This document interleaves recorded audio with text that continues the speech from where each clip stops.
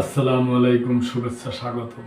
সম্মানিত দর্শক, এই সংবাদটা হলো আমাদের প্রধান উপদেষ্টা ডক্টর মোহাম্মদ ইউনূস।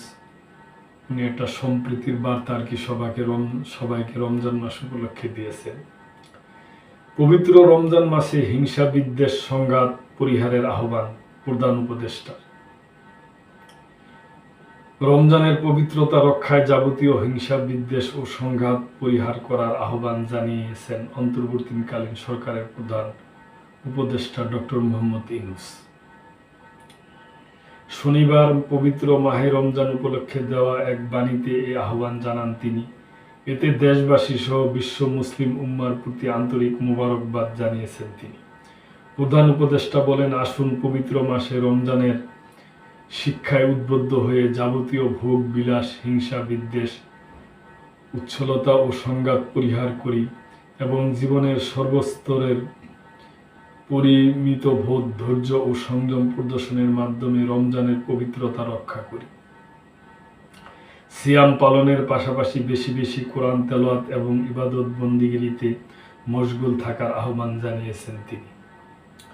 প্রধান উপদেষ্টা বলেন, সিয়াম সাধনা ও সংযমের মাস মাহে রমজান আজ আমাদের মাঝে সমাগত।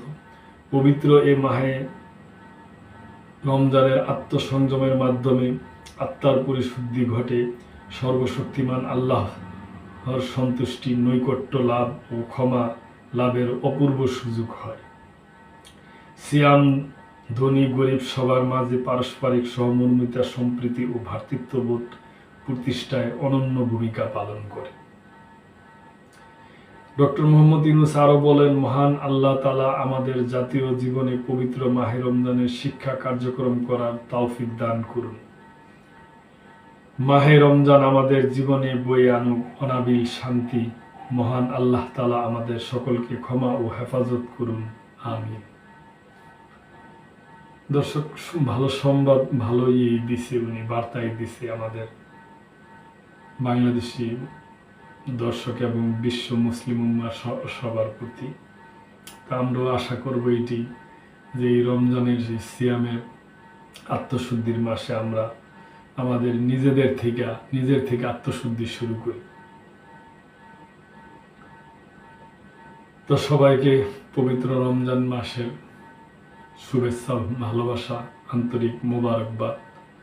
আজকে দর্শক এই পর্যন্তই। ভালো থাকবেন। আসসালামু আলাইকুম।